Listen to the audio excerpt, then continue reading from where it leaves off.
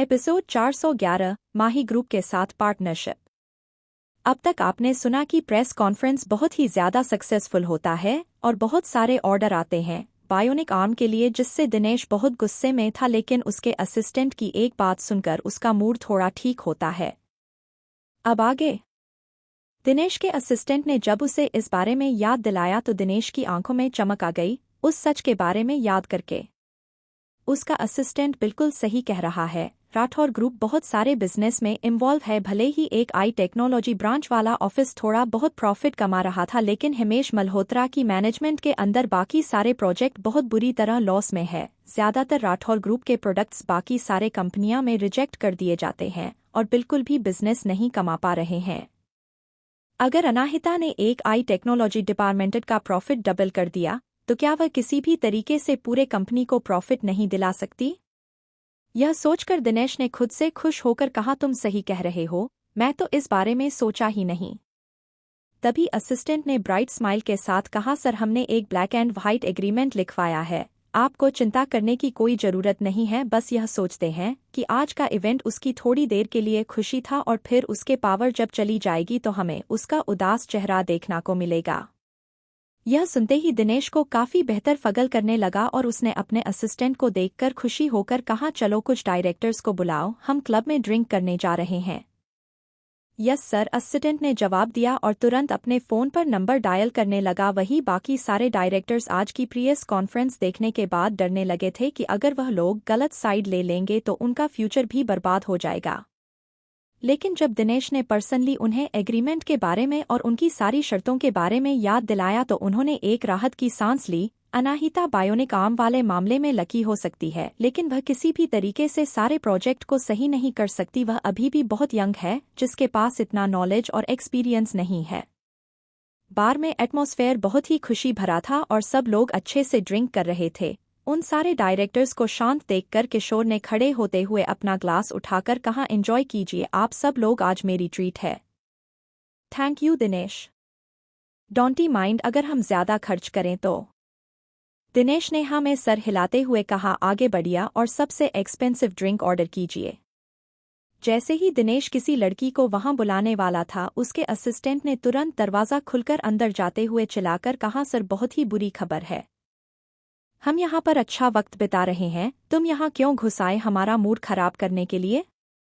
अपने चेहरे पर गुस्सा लिए दिनेश ने अपने असिस्टेंट से पूछा। भले ही वह असिस्टेंट सब कुछ बोल देना चाहता था, लेकिन उसने अपने आप को कंट्रोल किया और धीरे से जाकर दिनेश के कान में बोला, बहुत बड़ी प्रॉब्लम हो गई है सर, क्या हम बाहर बात सकते? जब किशोर ने नोटिस किया कि उसके असिस्टेंट के एक्सप्रेशन कितने ज्यादा खराब है तो उसने अपना ग्लास नीचे रखा और रेस्टोरेंट का बहाना बनाकर बाहर आया। बाहर आते ही दिनेश के चेहरे के स्माइल गायब हो गई और उसने कोल्डली पूछा, हुआ क्या है?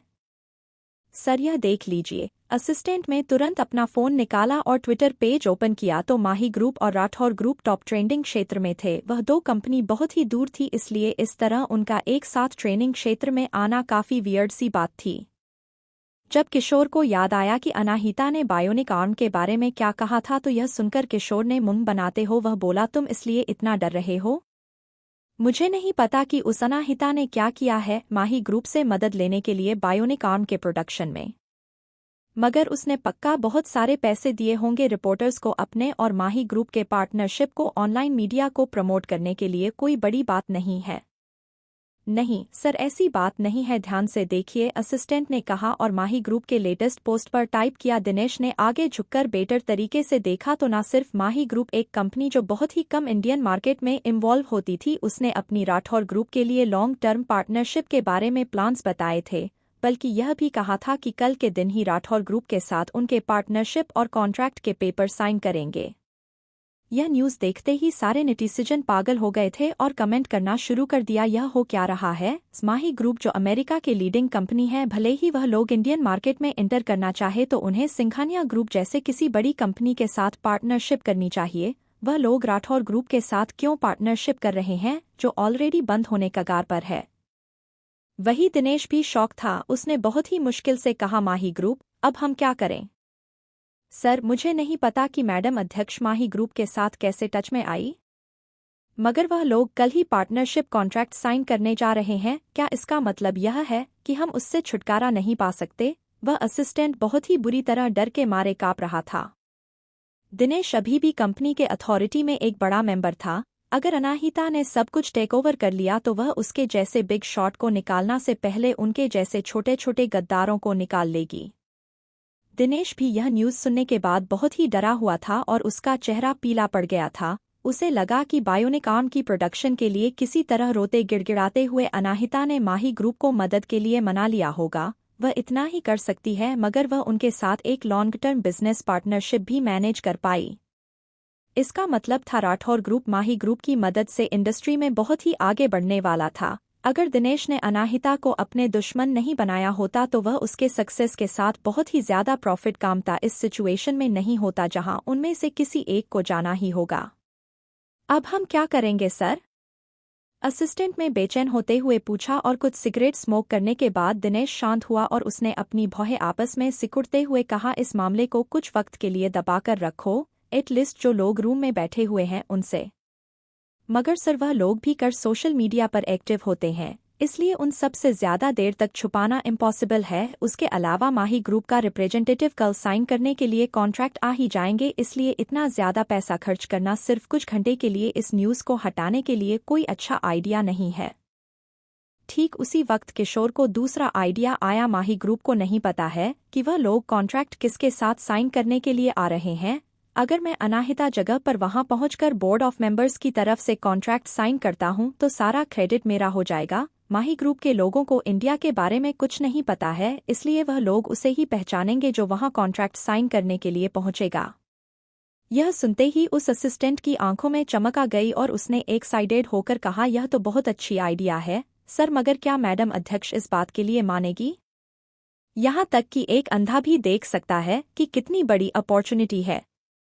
मैं चाहता हूं कि तुम जाकर उन सारे बूढ़े बोर्ड मेंबर्स पर नजर रखो और उन्हें इतना एंजॉय करवाओ कि वह अपना फोन ही ना निकल पाए। मैं अभी उसे बीच को कॉल करता हूं, देखता हूं उसके प्लान्स क्या है। दिनेश ने अपनी भौहें आपस में सिकुड़ते हुए कहा। Yes sir. असिस्टेंट तुरंत रूम के अंदर चला गया। मिस्टर दिनेश कहाँ है? चेक डायरेक्टर ने सिर्फ असिस्टेंट को अंदर आते हुए देखा कर। सर अभी कुछ आप सबके लिए सरप्राइज प्लान करने गए हैं, असिस्टेंट ने एक फोर्सफुल स्माइल के साथ कहा, और वह लोग उससे और कोई सवाल पूछ पाते हैं। उसे पहले ही बहुत सारी लड़कियां ड्रिंक के साथ दरवाजे से अंदर आई और खूबसूरत लड़कियों को देखते ही सारे डायरेक्टर्स डाइवर्ट हो गए और तुरंत दिनेश के बारे में भूल गए, जिसे देखकर असिस्टेंट ने एक राहत की सांस ली और उन्हें ज्वाइन कर लिया और उन पर नजर रखने लगा। और वही दिनेश ने बाहर आकर अनाहिता को कॉल किया। 2 रिंग्स के बाद कॉल पिक हो गया और अनाहिता ने दूसरी तरफ से कहा, मिस्टर दिनेश क्या हैरानी की बात है, आप मुझे कल रात कॉल कर रहे हैं, क्या कोई अच्छी खबर है? अपने से इतनी यंग लड़की के मुंह से ऐसी बातें सुनकर दिनेश का खून खोलने लगा। उसने अपने फोन पर पकड़ टाइट करके अपने गुस्से को वह काम करने की बहुत कोशिश किया। अनाहिता, मैं। यह शब्द बहुत ही मुश्किल से उसके मुंह से निकले ही थे, तभी अनाहिता ने उसकी बात बीच में रोकते हुए कहा, भले ही हमारे बीच में बहुत ही बड़ा एज गैप है, मगर मैं तुम्हारी अभी भी सुपीरियर हूँ काम में, और इसलिए मैं चाहूंगी कि तुम मुझे यूजुअली रिस्पेक्ट से ग्रीट करो और मुझे भरोसा है कि यह एप्रोप्रिएट होगा। दिनेश ने अपने दांत फ्रस्ट्रेशन में पीस लिए और कहा, मैडम अध्यक्ष। गुड। सेटिस्फाई होते हुए अनाहिता ने पूछा, क्या मैं आपकी किसी चीज में मदद कर सकती हूँ? मिस्टर दिनेश, मैंने भी अभी अपनी चीज खत्म की है बायोनिक आर्म के प्रेस कॉन्फ्रेंस के बाद, और मैं यहाँ पर किसी भी डायरेक्ट को नहीं देखा। क्या आप यहाँ पर मुझे माफी मांगने के लिए कॉल कर रहे हैं? अनाहिता अपने शब्दों में उसे गुस्सा दिलाने का एक भी मौका नहीं छोड़ रही थी, जिसकी वजह से दिनेश ने अपना गुस्सा बहुत ही मुश्किल से कंट्रोल किया हुआ था। हम एडवांस में जाने के लिए माफी मांगते हैं, हम बस ऐसा फील कर रहे थे कि प्रेस कॉन्फ्रेंस आपकी हाथों में ही ठीक है, इसलिए हम वहां से चलाएं। तभी दिनेश ने अपना दांत पीसते हुए आगे कहा, और आज हमसे जो गलती हुई है उसे सुधारने के लिए हम कम में एक टास्क लेना है कि उम्मीद करते हैं। वह कौन सा वाला? अनाहिता ने कैजुअली पूछ। तो दिनेश ने अपना गुस्सा शांत किया और फिर जवाब दिया, माही ग्रुप के लोग रिप्रेजेंटेटिव भेज रहे हैं कल कॉन्ट्रैक्ट साइन करने के लिए। जहां तक आपको पता है कि लीगल टर्म्स कितने कॉम्प्लिकेटेड होते रहे हैं, राइट? आपको रेस्टोरेंट और बायोनिक आर्म में इतना बिजी देखकर मुझे लगता है कि मुझे इस कॉन्ट्रैक्ट साइनिंग में आपकी मदद करनी चाहिए क्योंकि मैं एक लॉ स्कूल ग्रेजुएट हूँ। यह कहते वक्त उसका दिल बहुत ही तेजी से धड़क रहा था।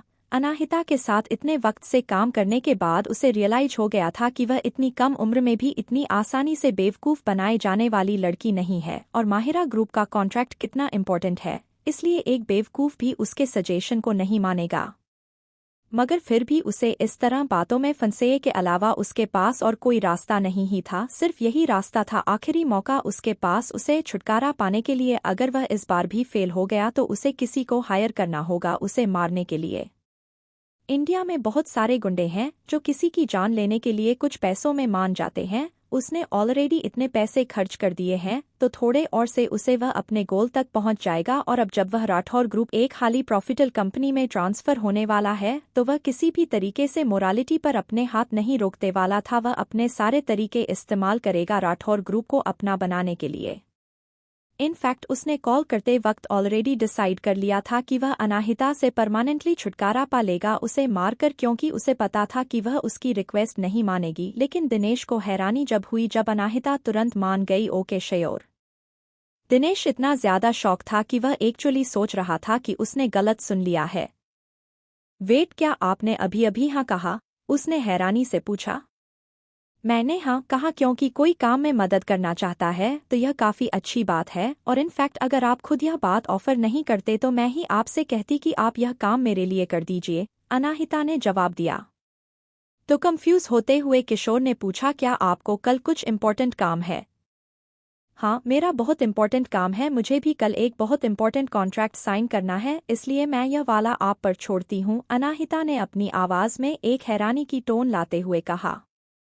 भले ही दिनेश बहुत ही ज्यादा खुश था मगर उसने अपने आप को किसी तरह शांत रखने हुए कहा, ऐसी बात है तो मैं मही ग्रुप के साथ कॉन्ट्रैक्ट अच्छे से संभाल लूंगा। Thank you very much mister Dinesh, Anahita ने कहा और कॉल कट कर दिया। और वही दिनेश सिंपली ब्लैक होकर अपने फ़ोन की तरफ वह देखे जा रहा था और उसे भरोसा नहीं हो रहा था कि बिना किसी ना नकुर के अनाहिता उसके ऑफर को मान गई। उसने जब तक अपने आप को एक थप्पड़ नहीं मारा और जब तक उसे दर्द नहीं महसूस हुआ तब तक उसे भरोसा नहीं हुआ कि वह सपना नहीं देख रहा है और अनाहिता एक्चुअली उसे कॉन्ट्रैक्ट साइन करने के लिए मान गई उसकी जगह पर माही ग्रुप के साथ। यह बहुत ही अच्छी खबर है। किशोर अपने होश में वापस आया और अपने चेहरे पर एक बड़ी से स्माइल के साथ रूम में वापस चला गया, जहां सारे डायरेक्टर्स ऑलरेडी शराब के नशे में दूध लड़कियों के साथ ड्रिंक कर रहे थे और वहां का रूम का एटमॉस्फेयर बहुत ही अच्छा सा। जब दिनेश को लगा कि माहौल बहुत ही अच्छा है अच्छी खबर देखने के लिए तो उसने अपना गला साफ किया और लाउडली कहा, अटेंशन एवरीवन, मैं आप लोगों को एक बहुत ही बड़ी इंपॉर्टेंट अनाउंसमेंट करना चाहता हूं, तो प्लीज़ अपने अपने ग्लास थोड़ी देर के लिए नीचे रख दीजिए। मैं आप लोगों को इसलिए यह सब कह रहा हूं ताकि आप हैरान होकर गिलास ना तोड़ दे यह सुनने के बाद कि कल क्या होने वाला है।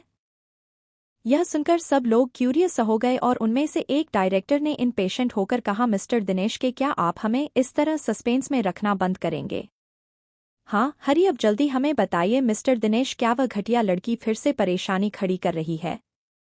उनमें से एक डायरेक्टर अनाहिता की कैपेबिलिटी से बहुत ही ज्यादा डरा हुआ था, इसलिए उसने अनाहिता को गाली देते हुए कहा, आफ्टर ऑल उसने किशोर को कंपनी से निकाल दिया है और बायोनिक आर्म की वजह से लोगों का दिल भी जीत लिया है। अगर वह एग्रीमेंट नहीं होता जो उन्होंने उसे साइन करवाया था तो वह पक्का उनसे भी छुटकारा पा लेती। आगे कहानी में क्या होगा जानने के लिए सुनते रहिए और कमेंट और लाइक जरूर कीजिए जिससे हमें प्रोत्साहन मिले। धन्यवाद। एपिसोड 412 माही ग्रुप के साथ डील। अब तक आपने सुना कि माही ग्रुप के साथ पार्टनरशिप वाली बात सुनकर किशोर अनामिका को फोन करता है उसे बेवकूफ़ बनाने के लिए और अनामिका के मान जाने पर वह बहुत ही खुश होता है। अब आगे जैसी उन बोर्ड मेंबर्स ने अनाहिता का नाम सुना है एक के बाद एक सब कंप्लेंट करने लगे। ऑफ कोर्स दिनेश भी कोई बेवकूफ़ नहीं था, वह जानता था कि यह सारे डायरेक्टर अनाहिता से डरे हुए इसलिए उसके बारे में भला बुरा का कर अपना फ्रस्ट्रेशन निकाल रहे हैं, इसलिए उसने इन सबको ड्रिंक पर इनवाइट किया था। थैंक गॉड कि अनाहिता उतना स्मार्ट नहीं है जितना उसने सोचा था, वह भी बहुत ही यंग है और इन एक्सपीरियंस से उसके खिलाफ वह जितने के लिए यह सोचकर दिनेश ने तुरंत एक बड़ी सी मुस्कुराहट के साथ कहा, शांत हो जाइए, यह कोई बुरी खबर नहीं है। इनफैक्ट अच्छी खबर है, आप लोगों ने देखा कि मैं एक बहुत अच्छी बिजनेस पोर्टल ढूंढने की कोशिश कर रहा था हमारी कंपनी के लिए, तो वह लोग आने के लिए मान गए हैं और कल हमारे साथ कॉन्ट्रैक्ट साइन करना चाहते हैं। आप किस कंपनी के बारे में बात कर रहे हैं? बाकी सारे डायरेक्टर्स ने बेचैन होकर पूछा। तो दिनेश ने एक बार उन सब की तरफ देखा और जब उसे पूरा यकीन हो गया कि उनका पूरा अटेंशन उसकी तरफ है, तो वह जवाब दिया, माही ग्रुप। What, Mahi group? क्या तुम सीरियस हो दिनेश? अगर माही ग्रुप इंडियन मार्केट में एंटर करने का प्लान कर रहा है तो उन्हें सिंघानिया ग्रुप जैसे बड़ी कंपनी के साथ पार्टनरशिप करने के बारे में सोचना चाहिए। ऑफ कोर्स राठौर ग्रुप 10 साल पहले सीता जी के लीडरशिप में होता तो वह एक अच्छी चॉइस होता, लेकिन और वह पहले की तरह नहीं रह गया है। अगर राठौर ग्रुप के कुछ पास है तो उनके बिते हुए अच्छे कल की परछाई।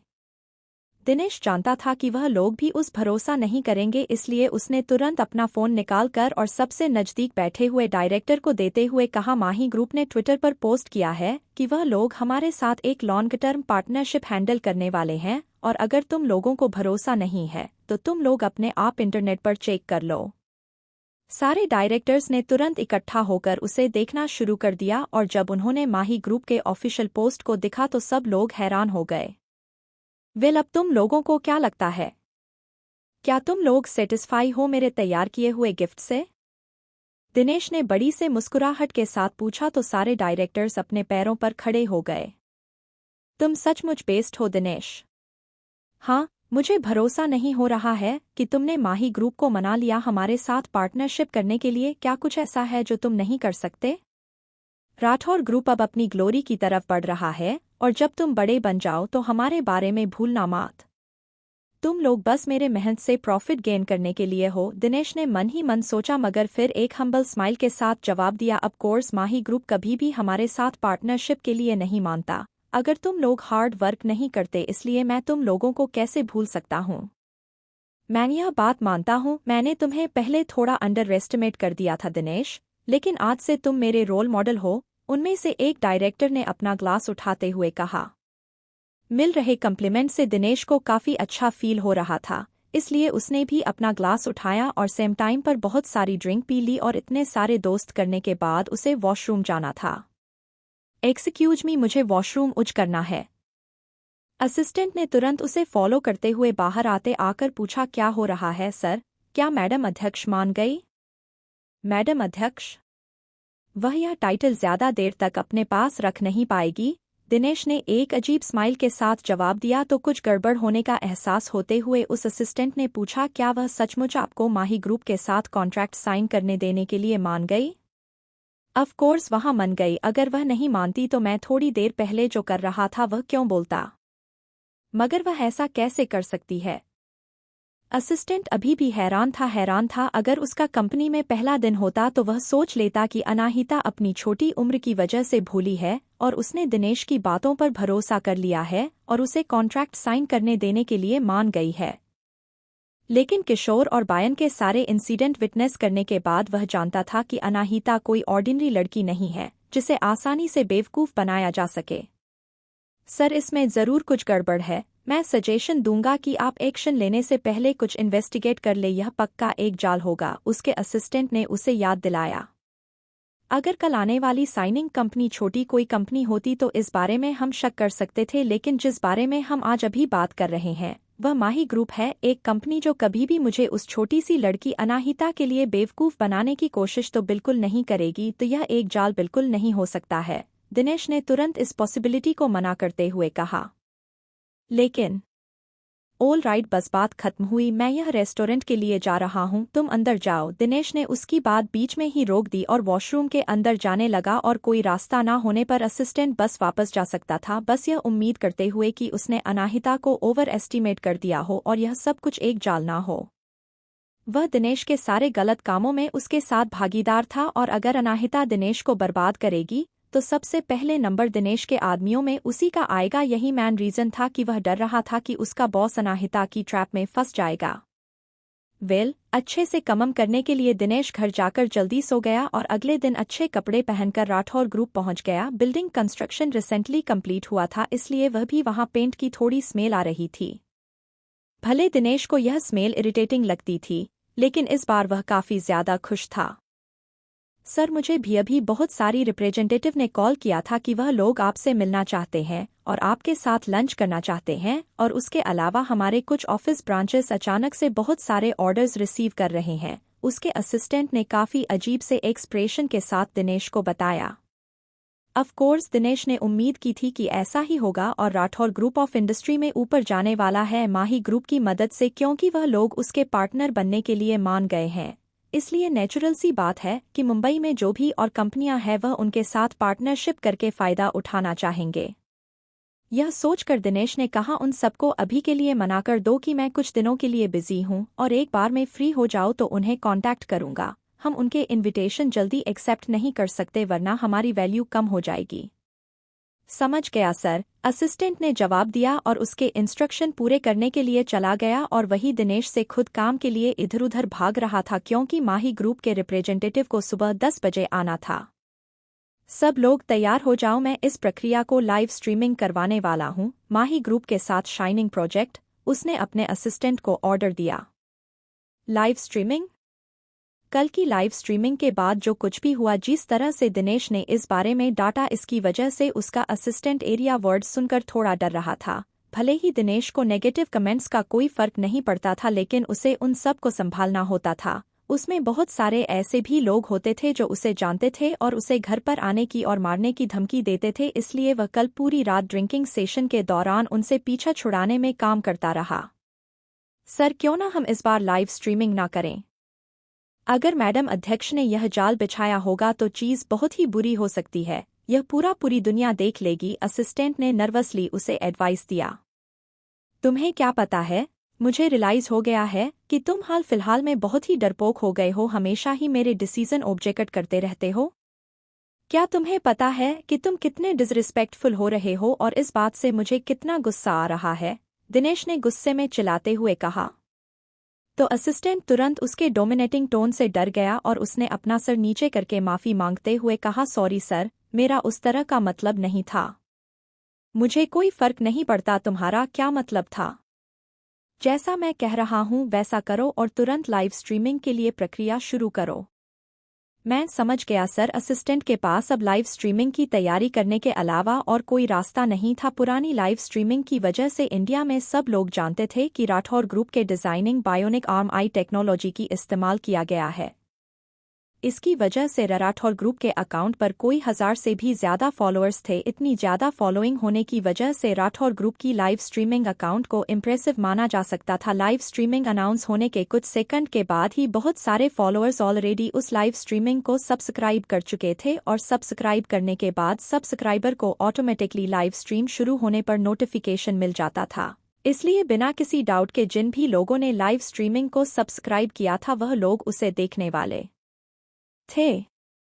जब दिनेश के अपने असिस्टेंट से पता चला कि बहुत सारे काम से कम हजारों लोगों ने सब्सक्राइब कर लिया है तो वह एक्साइटेड हो गया और उसने एक सिगरेट जला ली।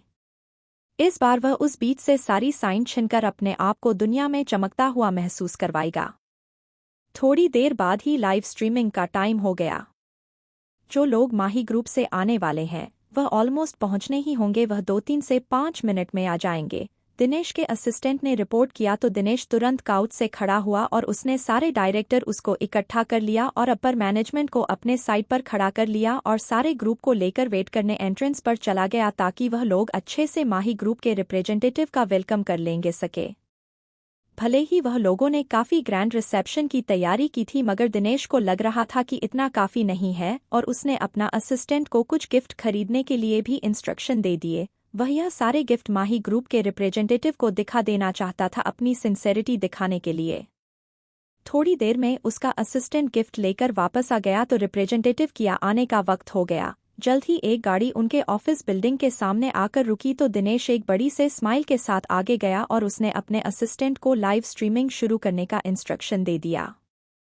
एक बार लाइव स्ट्रीमिंग शुरू हो गई तो बहुत सारे फॉलोअर्स तुरंत कमेंट करने लगे, यस मुझे क्या अपनी गॉडेस का खूबसूरत चेहरा फिर देखना को मिलेगा। मेरी गॉड्स बहुत ही ज़्यादा खूबसूरत है। आपने तो कोई भी पिक्चर लगभग 1 महीने से पोस्ट नहीं की है, प्लीज़ पोस्ट कीजिए, मुझे हम लोगों को आपकी पोस्ट के बारे में फ़ोटोज़ के बारे में देखना है। और यह टकला डायरेक्टर यहाँ पर क्या कर रहा है? इस टकले को हमें नहीं देखना है, हमें आप हमारी गोडेस को देखना है।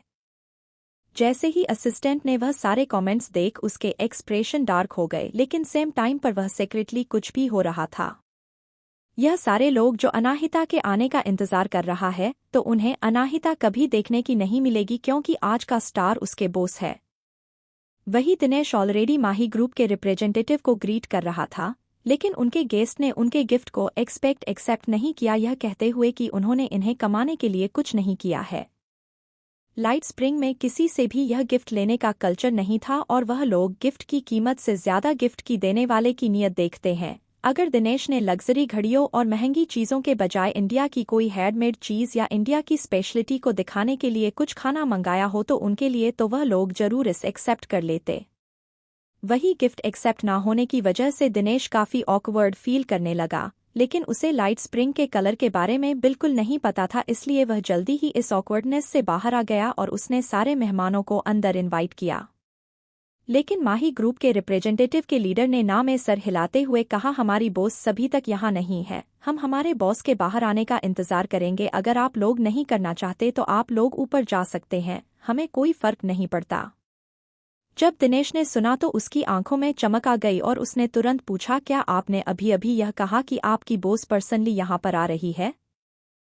बिल्कुल, उस बलोनर आदमी ने हाँ में सर हिलाते हुए आगे कहा, हमारी बॉस ही इस कॉरपोरेशन के लिए इंसिस्ट कर रही थी, अगर वह ऐसा नहीं करती तो हम आपकी कंपनी के साथ कभी भी काम करने में इंटरेस्टेड नहीं होते। भले ही उस ब्रॉड आदमी ने हिंदी में बात की थी, मगर इसकी वजह से दिनेश कंफ्यूज हो गया। माही ग्रुप की बहुत एक मिस्टीरियस इंसान थी, लेकिन दिनेश को समझ नहीं आ रहा था कि वह मिस्टीरियस इंसान क्यों उनके साथ काम करना चाहती है। थोड़ी देर सोचने के बाद वह अभी भी रीज़न समझ नहीं पा रहा था, लेकिन वह अपने बॉस का इंतजार करने के लिए अपने मेहमानों को बाहर अकेले नहीं छोड़ सकता था, इसलिए उसने तुरंत जवाब दिया, हमने पूरे दिन के लिए अपने शेड्यूल रिसेट कर दिया है, इसलिए हम आपके साथ इंतजार करेंगे। थैंक यू, हम अप्रिशिएट करते हैं। ना प्रॉब्लम एट ऑल, दिनेश ने तुरंत अपना हाथ वेव करते हुए पूछा, आपके बॉस का नाम क्या है?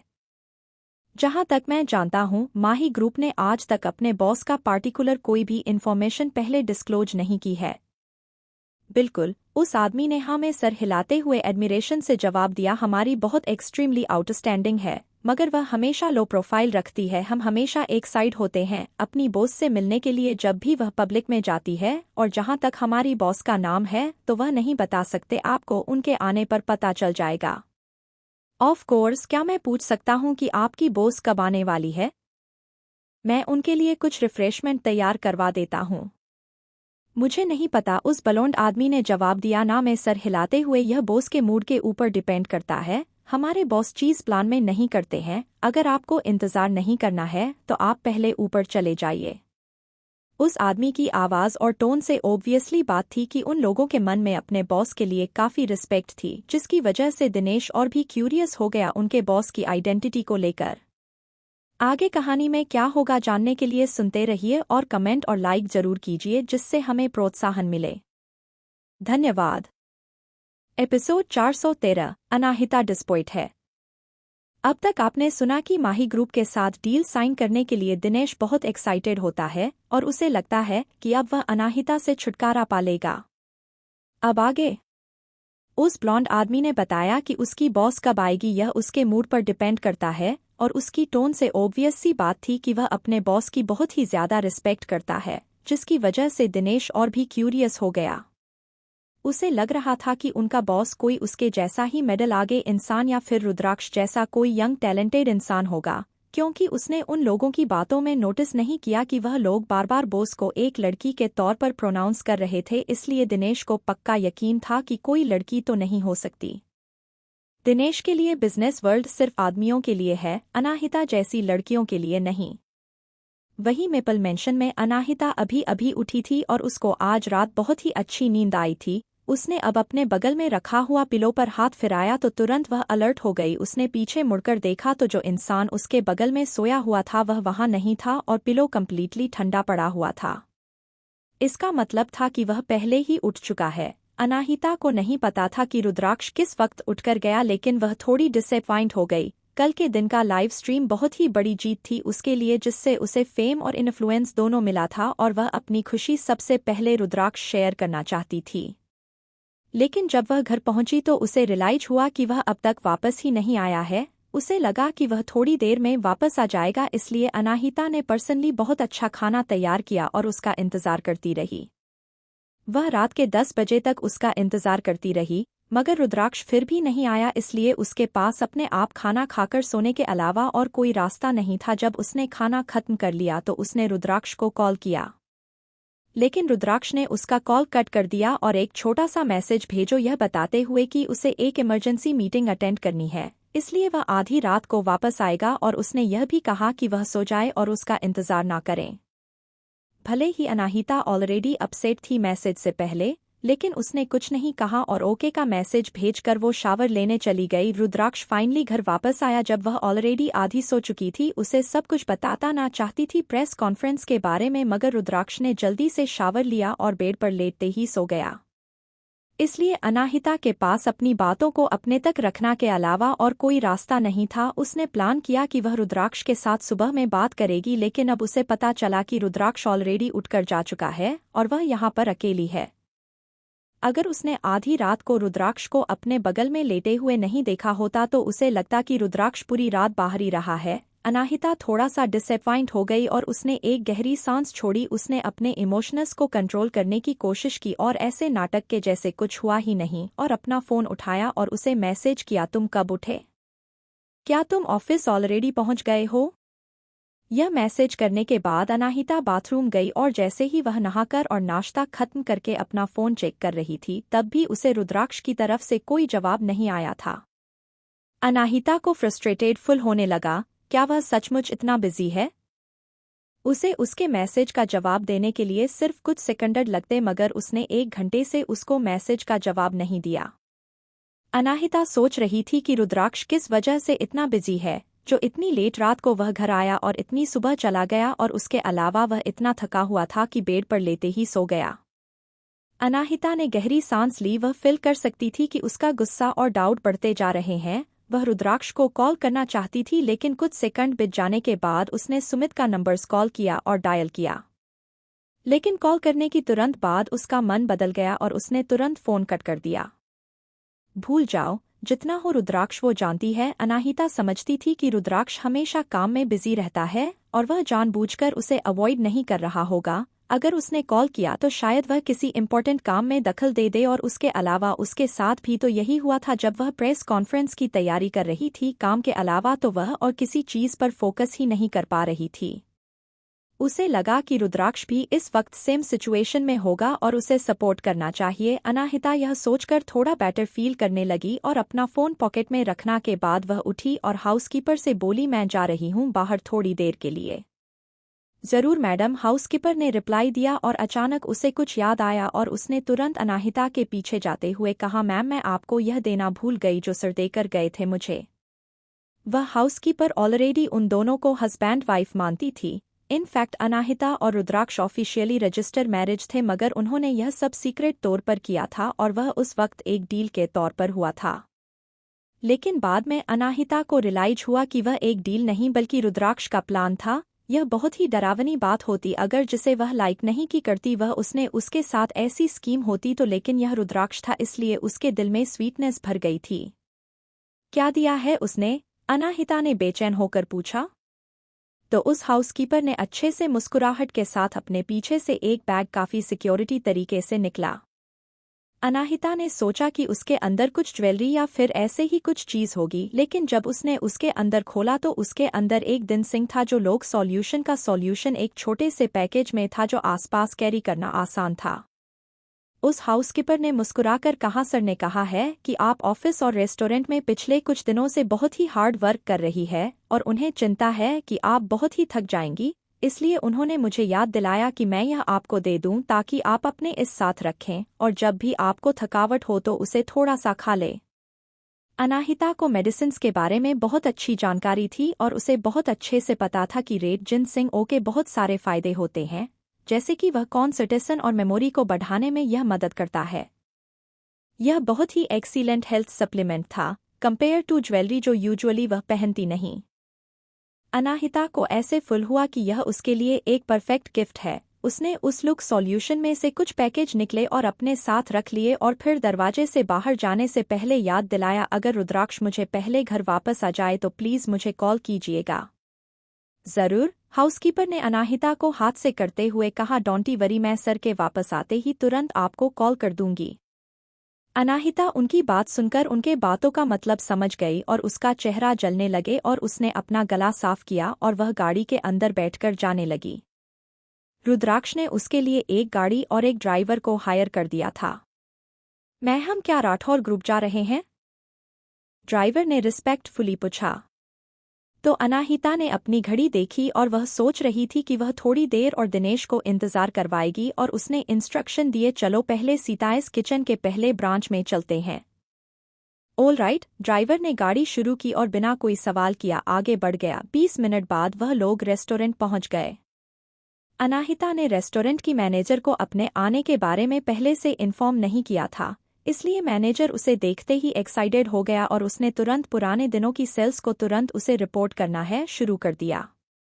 ठीक उसी वक्त एक इंसान आया। वह इंसान फॉर्मल कपड़ों में था और वह एक गाड़ी से सीधा किचन के बाहर उतरा। एक्सक्यूज मी, अनाहिता और मैनेजर दोनों ने ही उस आवाज की दिशा में सेम टाइम पर देखा और आदमी को देखकर सबसे पहले मैनेजर बोला, आई एम सॉरी, हमारा बिजनेस 10 के बाद शुरू होता है। हमारे सिर्फ अभी भी इंग्रेडिएंट्स तैयार कर रहे हैं, इसलिए हम अभी कोई कस्टमर को अंदर अलाउड नहीं कर सकते। क्या आप चाहे तो फिर भी अंदर आ सकते हैं और थोड़ी देर बैठकर इंतजार कर सकते हैं। अभी बहुत ही सुबह थी और लाइन आधे घंटे में लगना शुरू हो जाएगी। उस मैनेजर को लगा कि वह इंसान यहाँ कस्टमर के तौर पर पहले लाइन लगाने के लिए आया है, लेकिन उसे हैरानी तभी जब सामने वाले इंसान ने ना में सर हिलाते हुए कहा, मैं यहाँ खाना खाने नहीं आया हूँ, मैं एक वैरायटी शो का डायरेक्टर हूँ।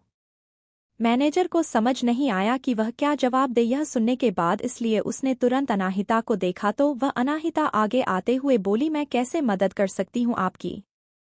मैं इस जगह के ओनर हूँ।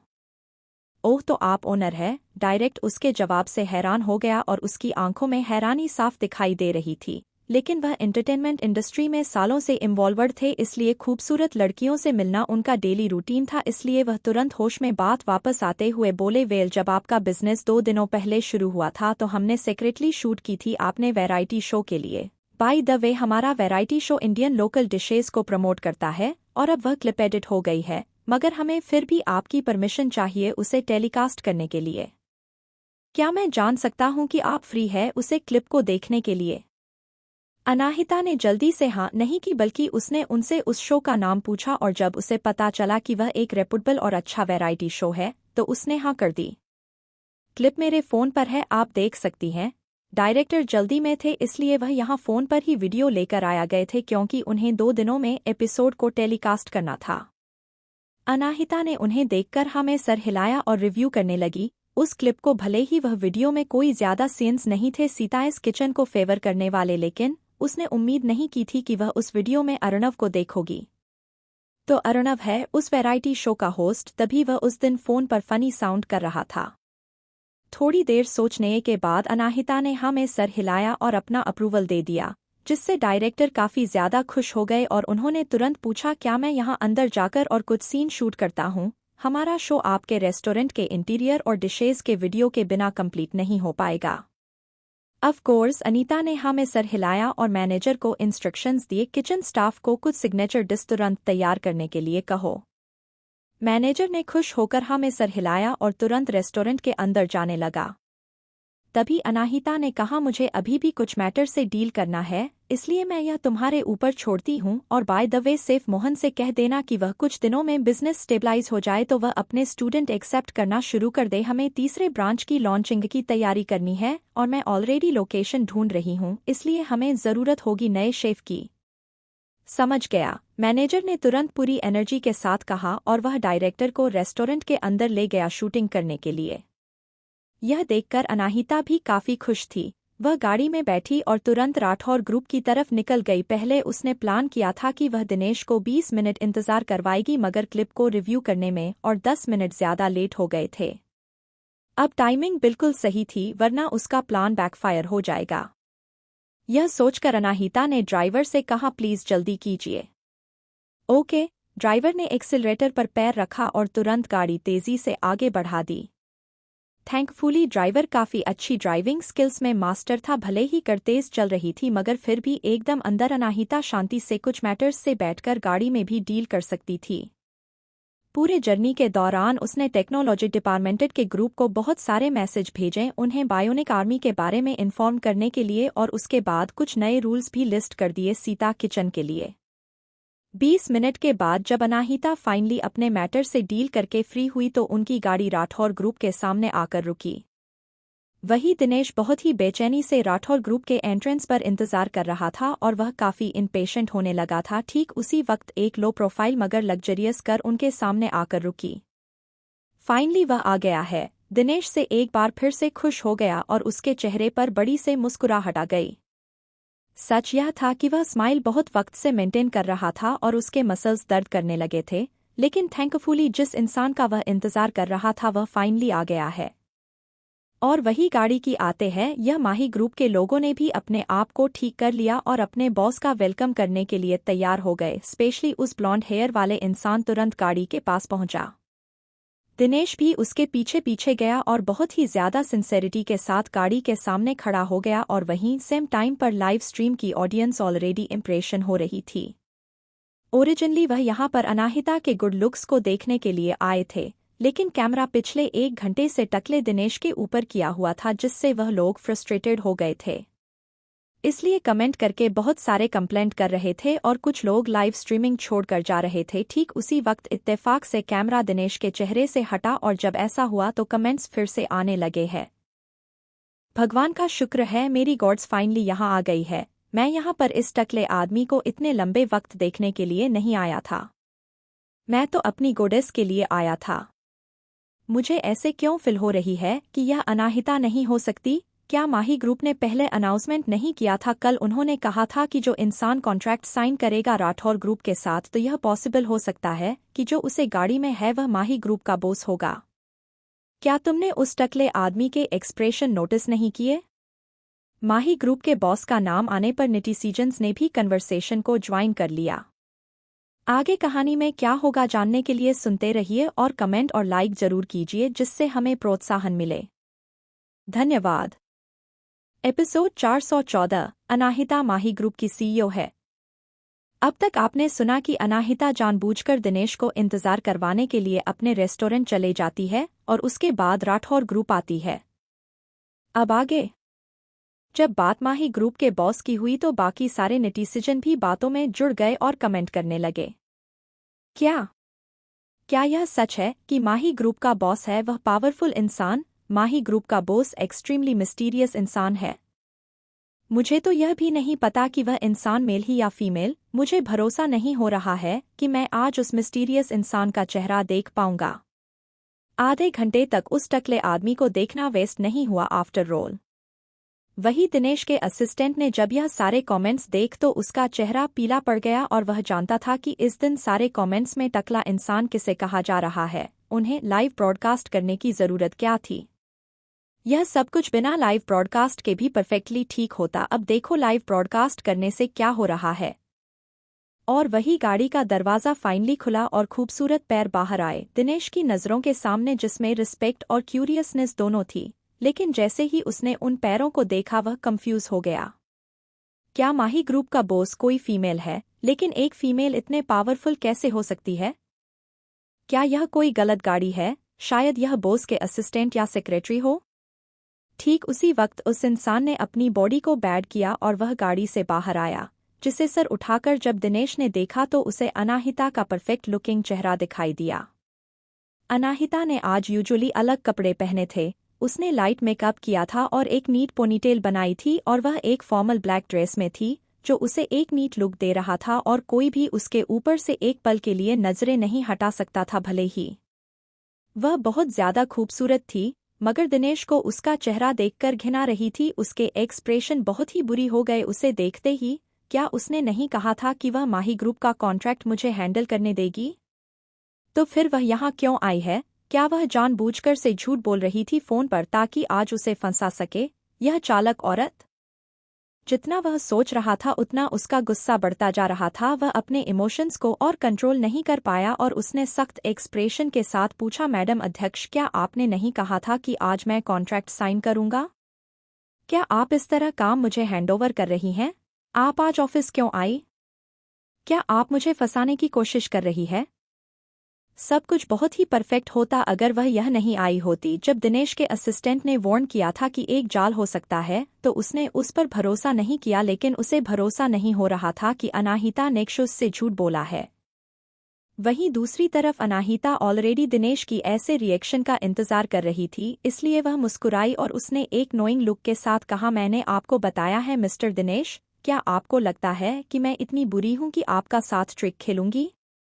मगर तुम। जैसे ही दिनेश कुछ कहने वाला था, ब्लॉन्ड हेयर वाले आदमी ने तुरंत आगे जाकर रिस्पेक्टफुली कहा, हेलो मिस राठौर। तुरंत ही उसके बाद सारे माही ग्रुप के एम्प्लॉइज भी एक साथ चिल्लाए, हेलो मैडम। पहले पहले दिनेश अनाहिता से हिंदी में बात कर रहा था, इसलिए उसे ब्लॉन्ड हेयर वाले आदमी को ज्यादातर बातें समझ नहीं आई, लेकिन जब उसने अनाहिता के एक्सप्रेशन में चेंज देखा तो उसने तुरंत उसे ग्रिट करके सिचुएशन को संभालने की कोशिश की। जैसे ही उन्होंने अपनी ग्रीटिंग खत्म की अपने बॉस को, तो दिनेश ने अपना सर खुजाते हुए पूछा, है आप लोग यह क्यों बोल रहे हैं और आपके बॉस कहाँ है? उसे तो अपने सामने सिर्फ एक बूढ़ा ड्राइवर और अनाहिता दिखाई दे रही है। दिनेश की आंखें कुछ सोचकर छोटी हो गई और उसने अनाहिता की तरह हैरानी से देखते हुए कहा, तुम नहीं, ऐसा नहीं हो सकता। माही ग्रुप की सीईओ अनाहिता कैसे हो सकती है? यहाँ पर पक्का कोई गलतफहमी हुई होगी, राइट? लेकिन उसे हैरानी तब हुई जब अनाहिता ने कहा, तुम आसपास देखना बंद कर सकते हो मिस्टर दिनेश, मैं ही माही ग्रुप की सीईओ हूँ और मैं दूसरे कंट्रीज में अपना नाम माही इस्तेमाल करती हूँ। यह सुनते ही दिनेश की आंखें शॉक में बड़ी हो गई, उसके पैर कमजोर हो गए और उसे प्रॉपरली खड़ा रहने के लिए बगल में एक बॉडीगार्ड का सहारा लेना पड़ा। उसने कभी अपने बुरे सपने में भी एक्सपेक्ट नहीं किया था कि माही ग्रुप की बॉस एक औरत होगी, और अनाहिता के होना के बारे में सोचना तो दूर की बात है। नो वे, यह इम्पॉसिबल है। दिनेश ने पागल आदमी की तरह अपना सर नाम में हिलाने लगा और वह काफी पैनिक दिख रहा था। अगर अनाहिता माही ग्रुप की बॉस हुई तो वह उसके खिलाफ कैसे लड़ेगा?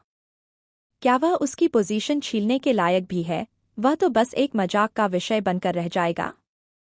सिमिलरली बाकी सारे डायरेक्टर भी जो उसके पीछे खड़े थे वह भी इतने शॉक थे, उनके मुंह से एक शब्द नहीं निकल पा रहा था। अगर सच में अनाहिता माही ग्रुप की बॉस हुई तो उनका क्या होगा? स्पेशली वह डायरेक्टर्स जो दिनेश की साइड पर थे, उनका चेहरा तो इस न्यूज़ को सुनकर पीला पड़ चुका था। क्या अनाहिता पोजीशन से जल्दी ही पीछे नहीं हटने वाली है? क्या दिनेश ने नहीं कहा था कि उसने यह डील अपने बलबूते पर हासिल की है? ठीक उसी वक्त उन्हें रियलाइज हुआ कि उन्हें बेवकूफ बनाया गया है। उनमें से एक डायरेक्टर का गुस्सा फूट पड़ा और उसने दिनेश को कॉलर से पकड़कर चिल्लाते हुए कहा, दिनेश तुम इसे प्रॉपरली एक्सप्लेन करो कि एग्जैक्टली हो क्या रहा है।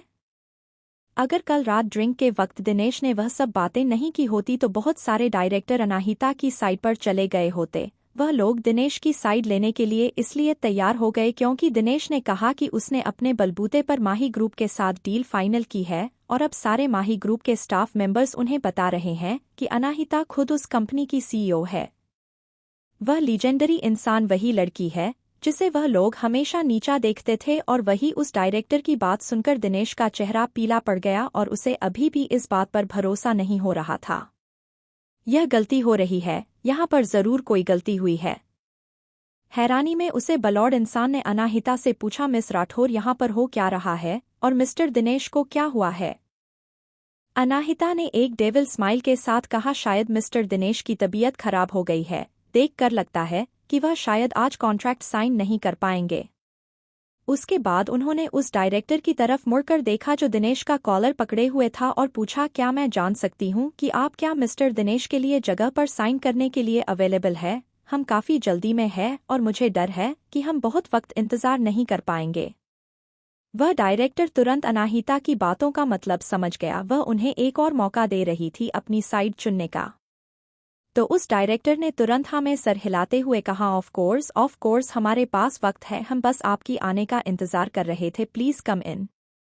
रुक जाओ। दिनेश होश में वापस आया और उसने बोला, तुम्हें किसने हक दे दिया मुझे रिप्लेस? लेकिन वह अपनी बात खत्म कर पाता उससे पहले ही डायरेक्टर ने बॉडीगार्ड को ऑर्डर दिया, मिस्टर दिनेश की तबीयत खराब हो गई है, इसलिए इन्हें अस्पताल लेकर जाओ चेकअप के लिए। दिनेश ने अपनी आंखें छोटी कर ली और बोला, मेरी तबीयत कब? लेकिन इस बार भी दिनेश अपनी बात खत्म कर पाता उससे पहले ही बॉडीगार्ड आ गया है और उसे खींच कर ले जाने लगे। अनफॉर्चुनेटली दिनेश आज अपने साथ ज्यादा बॉडीगार्ड्स नहीं ले आया था और अब डायरेक्ट से उसके खिलाफ हो गए थे, इसलिए अब वह कंप्लीटली हेल्पलेस था। कुछ ही सेकंड के अंदर उसे गाड़ी के अंदर घसीट कर डाला गया और वह भीड़ की नज़रों से गायब हो गया। और वही दिनेश का असिस्टेंट जो अभी भी फ़ोन पकड़कर लाइव स्ट्रीमिंग कर रहा था, उसने तुरंत अपने सामने का सीन देखकर फ़ोन नीचे गिरा दिया और उसकी बॉडी बहुत बुरी तरह कांप रही थी। वह जानता था कि दिनेश का कुछ नहीं हो सकता और उसका भी अब सब कुछ खत्म हो गया। इस तरफ से मिस राठौर सारे डायरेक्टर ने अपनी बॉडी हल्की से झुकाकर अनाहिता को रास्ता दिखाते हुए कहा। यह देखकर अनाहिता हल्के से मुस्कुराई, उसका उनसे बदला लेने का कोई मूड नहीं था, इसलिए वह मुस्कुरा कर राठौर ग्रुप के अंदर गई। उसका मोटिव सचमुच कॉन्ट्रैक्ट साइन करना था, वही कॉन्ट्रैक्ट जो दिनेश साइन करने वाला था, और उसके अलावा वह बिना डायरेक्टर की मदद के खुद से कोलैबोरेशन का कॉन्ट्रैक्ट साइन नहीं कर सकती थी। भले ही ऐसा हो रहा था ठीक उसी वक्त स्क्रीन की ऑडियंस जो लाइव ब्रॉडकास्ट देख रही थी वह एक पल के लिए ब्लैक हो गए और तभी वह जमीन फ़ोन पर गिर गया। लेकिन इसकी वजह से नेटिज़न और फैंस और भी खुश हो गए। किसी ने कमेंट किया, मेरी गॉडेस हमेशा गॉडेस रहेगी, यह तो अमेजिंग है, मेरा दिमाग खत्म होने वाला है, मुझे भरोसा नहीं हो रहा है कि मेरी गॉडेस इस एक्चुअली माही ग्रुप की सीईओ है। सीईओ, मुझे भरोसा नहीं हो रहा है, क्या किसी और को भरोसा हो रहा है? मुझे सचमुच अपने आप से नफरत हो रही है क्योंकि मैं एक लड़का नहीं हूँ। ओ माई गॉड, अनाहिता ऐसी लड़की है, वह तो सचमुच लेजेंड है। क्या पहले हैट्स ने नहीं कहा था कि अनाहिता में मल्टी टैलेंटेड नहीं है? रियलिटी ने प्रूफ कर दिया है कि वह एक्चुअली हर चीज में अच्छी है। क्या वह एक इंसान भी है? नहीं, वह इंसान तो नहीं हो सकती। थोड़ी देर बाद ही यह टॉपिक कि अनाहिता माही ग्रुप के सीईओ है ट्रेडिंग लिस्ट में पहुंच गया। नेटिज़न जिन्होंने सच नहीं जाना था वह यह देखकर बहुत ही ज्यादा शॉक थे जब उन्होंने न्यूज़ पर टाइप किया था। आफ्टर ऑल उन सब ने माही ग्रुप के बारे में सुना था और उन्होंने हमेशा सोचा था कि अनाहिता के पास सिर्फ खूबसूरत चेहरा है और वह अपनी खूबसूरत चेहरे के बल पर ही हेडलाइंस में आती है। किसी ने उम्मीद नहीं की थी कि वह माही ग्रुप की सीईओ होगी। उन्हें लगता है कि न सिर्फ वह एक लो प्रोफाइल इंसान है बल्कि वह एक एक्सेप्शनल ऑसम भी है। जैसे ही यह न्यूज़ अनाउंस हुई राठौर ग्रुप के शेयर्स तेजी से आसमान पर पहुंच गए और उनकी मार्केट वैल्यू रातों रात बहुत ही ज्यादा बढ़ गई। सारे बिजनेस डिपार्टमेंट को बहुत सारे कॉल्स आने लगे बड़ी बड़ी कंपनियां से वह डील्स के लिए। वहीं सेम टाइम पर सुमित्रा जी भी अनाहिता की आइडेंटिटी जानकर हैरान थी। उन्होंने यह न्यूज़ अपनी एक सोशलिस्ट फ्रेंड से सुना था। पहले पहले उन्हें नहीं भरोसा हुआ, लेकिन जब उन्होंने इतने सारी न्यूज़ को देखा तो वह बहुत ही ज्यादा शांत हो गई। उन्होंने क्या मिस कर दिया? मिसेस सिंघानिया, क्या मेरी बात आप सुन रही हैं? सुमित्रा जी उस लेडी की अपने सामने हाथ हिलाने से होश में वापस आई। हाँ, क्या कहा तुमने? उन्होंने पूछा तो उन लेडी ने मुस्कुरा कर कहा, मैंने कहा कि ना सिर्फ रुद्राक्ष केपेबल इंसान है मगर उसने एक गर्लफ्रेंड भी बिल्कुल अपने जैसे करनी है। और फिर मुझे पास्ट में लगा था कि आप राय परिवार की नताशा के साथ उसका रिश्ता करवाने वाली हो। नताशा का ख्याल आते ही सुमित्रा जी अपनी जगह पर जम गई। राय परिवार के ज्यादातर लोग या तो जेल में थे या फिर मर जा चुके थे, इसलिए नताशा का नाम सुनते ही सुमित्रा जी को काफी रिग्रेट होने लगा और उन्होंने अपना गला साफ करते हुए कहा, आज कार्ड नहीं कर खेलते हैं, मेरी तबीयत थोड़ी खराब लग रही है, अगली बार मिलते हैं। इतना कहकर वह रूम से बाहर चली गई और लंच के लिए जो लोग उन्हें रुकने के लिए कह रहे थे उन्होंने उन सबको इग्नोर कर दिया। जैसे ही वह बाहर आई वह अपने आप को सोचने से रोक नहीं पाई कि अनाहिता उनकी सोच से भी ज्यादा कैपेबल है। इनफैक्ट वह इतनी बड़ी शख्सियत है जिसके बारे में वह कभी इमेजिन भी नहीं कर सकती थी। माही ग्रुप वह माही ग्रुप है। नोवे उन्हें जल्द से जल्द रुद्राक्ष को शादी की डेट फाइनल करने के लिए भी कहना होगा। उनकी शादी जल्द से जल्द होनी चाहिए। भले ही वह लोग उनके बिना जाने अपनी शादी रजिस्टर करवा सकते थे, लेकिन वह शादी अभी भी बिना शादी के सेरेमनी के कंप्लीट नहीं हुई है। सुमित्रा जी ने तुरंत रुद्राक्ष को कॉल किया गाड़ी में बैठकर। रुद्राक्ष ने तुरंत उठा लिया। मोम, क्या बात है? यह बहुत ही इम्पोर्टेंट बात है। सुमित्रा जी की आवाज़ कितनी सीरियस थी जिससे रुद्राक्ष टेंस हो गया और उसने पूछा, क्या हुआ? उसका पहला ख्याल यह आया कि क्या किसी ने उसकी मॉम को टारगेट किया है। तभी उसने सुमित्रा जी को पूछते हुए सुना, क्या तुमने आज न्यूज़ देगी? न्यूज़? कौन सी न्यूज़? रुद्राक्ष कंफ्यूज था तो सुमित्रा जी ने कहा, तुम कितने बड़े बेवकूफ़ हो, तुम्हें नहीं पता तुम्हारी वाइफ कौन है? वह माही ग्रुप की ओनर है और यह इतनी बड़ी शॉकिंग न्यूज़ है। मुझे भरोसा नहीं हो रहा है कि तुम्हें इस बारे में कुछ पता ही नहीं है। ओह, ऐसी बात है, रुद्राक्ष ने हंसते हुए कहा, मुझे लगा कि कोई और बात है, मैं इस बारे में पहले से जानता था। यह सुनकर सुमित्रा जी हैरान होते हुए बोली, तुम्हें इस बारे में पहले से पता था? तो तुमने मुझे इस बारे में पहले क्यों नहीं बताया? उन्हें लगता था कि अनाहिता रुद्राक्ष के लायक नहीं है, इसलिए उन्होंने लगभग अनाहिता को उसकी जिंदगी से दूर करने के सारे रास्ते ढूंढ लिए थे, जिसकी वजह से उन्होंने डर लगने लगा। ऐसा इसलिए क्योंकि अनाहिता नहीं चाहती थी कि आपको पता चले। क्यों? सुमित्रा जी ने हैरानी से पूछा। वह हैरान इस बात से थी कि अनाहिता अपनी अच्छी और इतनी बड़ी आइडेंटिटी के बारे में उन्हें क्यों नहीं बताना चाहती। आगे कहानी में क्या होगा जानने के लिए सुनते रहिए और कमेंट और लाइक जरूर कीजिए, जिससे कि प्रोत्साहन मिले। धन्यवाद। एपिसोड 415, अनाहिता उदास है। अब तक आपने सुना कि अनाहिता ही माही ग्रुप की सीईओ है। यह बात पूरे इंटरनेट पर तहलका में जा चुकी है और सब लोग यह बात जानकर हैरान है, सुमित्रा जी भी। अब आगे? सुमित्रा जी को समझ नहीं आ रहा था कि क्यों अनाहिता उनसे यह बात छुपाना चाहती थी। तो कुछ देर की चुप्पी के बाद रुद्राक्ष ने सच्चाई रिवील करते हुए कहा, आपने उसे 3 मंथ दिए थे अपने आप को प्रूफ करने के लिए, राइट? मुझे भरोसा है कि वह सब कुछ खुद से नए तरीके से स्टार्ट करके अपने आप को प्रूफ करना चाहती थी। अपनी पुरानी अचीवमेंट के ऊपर वह रिलाय नहीं होना चाहती थी, इसलिए उसने अपनी आइडेंटिटी उसे वक्त रिवील नहीं की। यह सुनकर सुमित्रा जी ने अपना सर फ्रस्ट्रेशन में पीट लिया। तुम बेवकूफ़ बच्चे, तुम भी उसके साथ इस गेम में शामिल हो गए। अगर उसने मुझे बता दिया तो होता कि वह माही ग्रुप की सीईओ है, तो मैं उसे कभी अपने आप को प्रूफ करने के लिए कहती ही नहीं। मॉम, इस बारे में सोच कर देखिए, रुद्राक्ष ने एक्सप्लेन किया। माही ग्रुप के बारे में बात नहीं करते हैं। क्या आपको नहीं लगता है कि उसने इस वक्त के दौरान अपने आप को प्रूफ कर दिया है?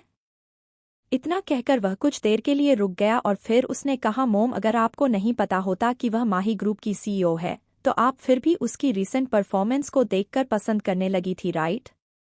सुमित्रा जी ने यह सुनकर अपने लिप्स बाइट कर लिया। वह काफी शांत हो गई और अनाहिता के रिसेंट एक्टिविटीज के बारे में सोचने लगी। वह एक मैक्सवेल यूनिवर्सिटी ग्रेजुएट है। उसने सक्सेसफुली सीताएस किचन को खोल दिया है और बायोनिक आर्म जो उसने को डिजाइन किया था, उसे काफी तारीफ मिली और उसके अलावा राठौर ग्रुप प्रेजेंटली उसकी लीडरशिप में बहुत ही फेम गेन कर रहा है। अनाहिता ने सचमुच अपने आप को प्रूफ कर दिया है।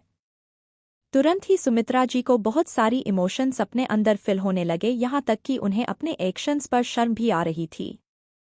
भले ही वह अनाहिता से ज्यादा एक्सपीरियंस थी, मगर फिर भी उसके जितनी कैपेबल नहीं थी। मगर फिर भी अनाहिता ने कभी उन्हें नीचे नहीं देखा। उनका यूजुअल एटीट्यूड तो वैसा ही था, लेकिन उन्हें रियलाइज हुआ कि उन्होंने पास्ट में बहुत सारी गलतियां की है और शायद अनाहिता से कई बार कुछ हार्श बातें भी बोल दी है। मुझे शर्म आ रही है, सुमित्रा जी ने गहरी सांस लेते हुए पूछा। रुद्राक्ष, तुम्हें मेरी वजह से प्रॉब्लम हुई होगी ना?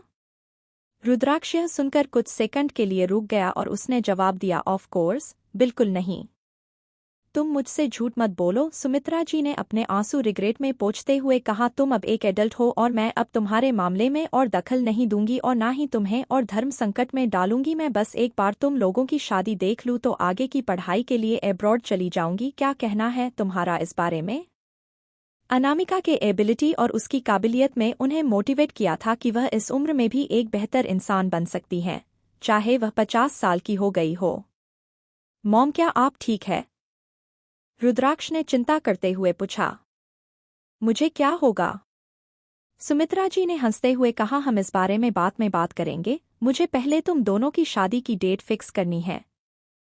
जैसे ही शादी के बाद आई, रुद्राक्ष कुछ सेकंड के लिए शांत हो गया और फिर उसने कहा, मोम, मैं अनाहिता को कुछ दिनों में प्रपोज करने का प्लान कर रहा हूँ।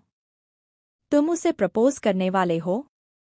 यह तो काफी अच्छी खबर है, तुम्हें यह जल्दी कर देना चाहिए। सुमित्रा जी इस बात के लिए बिल्कुल तैयार थी। मैं इस बात में एक्सपीरियंस हूँ। अगर तुम्हें किसी भी चीज की मदद की जरूरत हो तो मुझे बताना जरूर।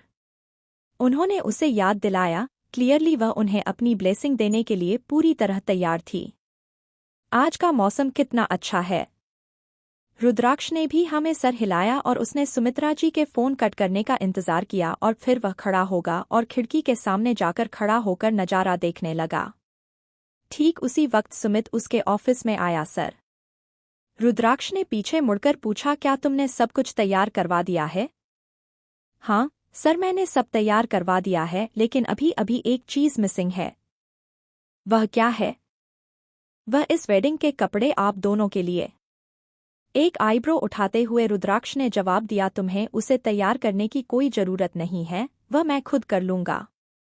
जी सर, सुमित ने जवाब दिया और ऑफिस से चला गया और पूरे ऑफिस में शांति फैली रही और रुद्राक्ष के चेहरे पर एक छोटी सी मुस्कुराहट थी। उसने एक इंटरनेशनल नंबर पर कॉल किया जो एक फेमस डिजाइनर जेनेलिया का था और कहा, हेलो जेनेलिया, क्या तुम रिसेंटली फ्री हो? तुम्हें अब मेरी याद आ रही है? मैं तो हैरान हूँ। मजाक उड़ाना बंद करो, रुद्राक्ष ने कहा, मुझे तुम्हारी मदद की जरूरत है। वहीं सेम टाइम पर राठौर ग्रुप में कॉन्ट्रैक्ट साइनिंग खत्म हो गई थी तो अनाहिता में गाड़ी में बैठकर सीताएस किचन के तीसरे ब्रांच की जगह को देखने के लिए चली गई।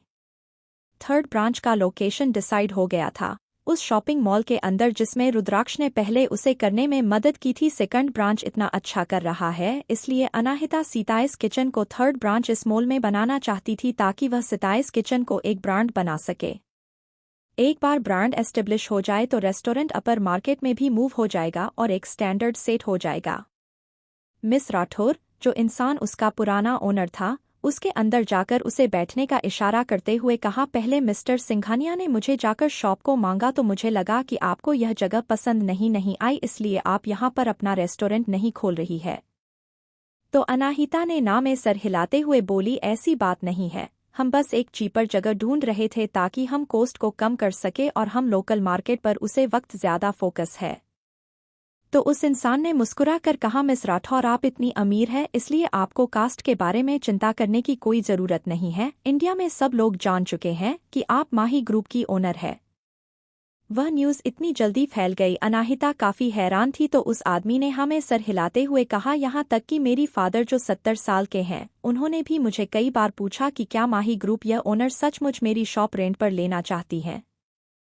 अनाहिता ने अपनी नजरें नीचे करके हंसते हुए कहा, ओ राइट, चलिए बिजनेस की बात करते हैं। और जहां तक बात रही डेंटल फीस की, वह लोग 1 घंटे तक डिस्कस करते रहे और फिर उन्होंने सारी डिटेल्स फाइनलाइज कर दी। इस बार यह ईयरली रेंटल फीस थी। सीताएस किचन के पुराने इक्विपमेंट जो पुराने रेस्टोरेंट में थे तो उनका यहाँ इस्तेमाल किया जा सकता था और चीज़ों में पैसों की कटौती की जा सकती थी। जाने से पहले अनाहिता ने पूछा, मेरा एक सवाल है, यह शॉपिंग मॉल तो बहुत सारे कस्टमर से भरा हुआ रहता है, तो आपने यहाँ का एक शॉप रेंट पर देने का क्यों डिसाइड किया? रिस्पांस में उस आदमी ने अपने सर एम्बारासमेंट में खुजाते हुए कहा, मुझे लगता है कि मैं बिजनेस चलाने में बिल्कुल अच्छा नहीं हूँ। मेरे डैड ने भी कहा कि मैं बिजनेस में बिल्कुल अच्छा नहीं हूँ। मैं सोच रहा था कि मैं यह शॉप रेंट पर दे दूंगा और किसी और रेस्टोरेंट में नौकरी करने की सोचूंगा। उसने एक्सप्लेन किया तो अनाहिता उसकी बातों पर ब्लिक करते हुए पूछने लगी, मुझे एक नए मैनेजर को हायर करना है। अगर आपके पास कोई नौकरी नहीं है तो क्या आप सीताएस किचन में मैनेजर की जॉब करना चाहेंगे? यह सुनते ही उस आदमी की आंखों में चमक आ गई और उसने खुश होकर पूछा, क्या मैं कर सकता हूँ? ऑफ कोर्स, अनाहिता ने मुस्कुराकर कहा और उसे इसी तरह अपने नए ब्रांच के लिए एक मैनेजर भी मिल गया। काम खत्म होने के बाद वह तुरंत रुद्राक्ष को कॉल करने लगी। रुद्राक्ष ने उसके मैसेज का जवाब नहीं दिया तो वह अपने आप को कंट्रोल नहीं कर पाई। जब डीलिंग टोन रिंग हो रही थी तो अनाहिता का दिल भी बेचैनी से धड़क रहा था। यह पहली बार नहीं था जब वह रुद्राक्ष को कॉल कर रही थी। इम्पैक्ट उसने रुद्राक्ष को हजारों बार कॉल किया था, लेकिन पता नहीं क्यों इस बार उसे नर्वस फील हो रहा था। थोड़ी सी रिंग्स के बाद कॉल उठ गया तो उसने कहा, हेलो रुद्राक्ष। उसकी आवाज़ थोड़ी तेज थी मगर दूसरी तरफ से सुमित ने जवाब दिया, मैम मैं क्या कर सकता हूँ? उसकी आवाज़ सुनते ही अनाहिता का चेहरा पीला पड़ गया। रुद्राक्ष कहाँ है? उसने सीधे सीधे पूछा। उसे नहीं पता था वह कैसा फील कर रही है। क्या यह डिसअपॉइंटमेंट थी या फिर गुस्सा? यह किस तरह की बकवास है? लेकिन उसके अलावा उसे खालीपन महसूस हो रहा था। तो वहीं दूसरी तरफ से सुमित ने पॉलिटली जवाब दिया, सर इस वक्त मीटिंग के बीच में है, इसलिए मैं उनका फ़ोन अपने पास लेकर खड़ा हूँ। अगर आपको किसी चीज़ की ज़रूरत है तो मुझे बता दीजिए, मैं एक बार मीटिंग खत्म हो जाए तो आपका मैसेज उन तक पहुंचा दूंगा। उसकी कोई जरूरत नहीं है, अनाहिता ने कोल्ड आवाज में कहा, लेकिन जल्दी उसे रियलाइज हो गया कि उसे अपना गुस्सा सुमित पर नहीं निकलना चाहिए, तो उसने अपनी टोन थोड़ी सी सॉफ्ट करते हुए कहा, तुम्हें उसे बताने की जरूरत नहीं है कि मैंने कॉल किया था, कोई इम्पोर्टेंट काम नहीं है। ठीक है। All right. अनाहिता अपने आप को पूछने से रोक नहीं पाई, क्या वह रिसेंटली बिजी है? सुमित ने जवाब दिया, जी मैम, हमारा इस वक्त एक बहुत ही बड़ा प्रोजेक्ट चल रहा है जिस पर सर की फुल अटेंशन की जरूरत है, इसलिए वह कुछ दिनों के लिए बिजी रहने वाले हैं। समझ गई। अनाहिता ने हमें सर हिलाते हुए रिलैक्स होकर कहा, तो फिर मैं तुम्हें और परेशान नहीं करूंगी, बाय। इतना कहकर उसने कॉल कट कर दिया और सीता इस किचन गाड़ी में बैठकर चली गई। अंदर ही अंदर वह रुद्राक्ष के साथ लंच करना चाहती थी, मगर अब जब वह बिजी है तो उसने सीता इस किचन जाने का प्लान किया। उसे ज्यादा सोचने से रोकने का एक ही तरीका था और वह था अपने आप को पूरी तरह से बिजी कर लेना। वही सिंघानिया ग्रुप के सीईओ ऑफिस में सुमित ने फोन रुद्राक्ष को लौटाया जो ठीक उसके सामने खड़ा था और थोड़ी चिंता में पूछा, सर क्या आप जानबूझकर आगे कुछ दिनों तक मैम को इग्नोर करने वाले हैं?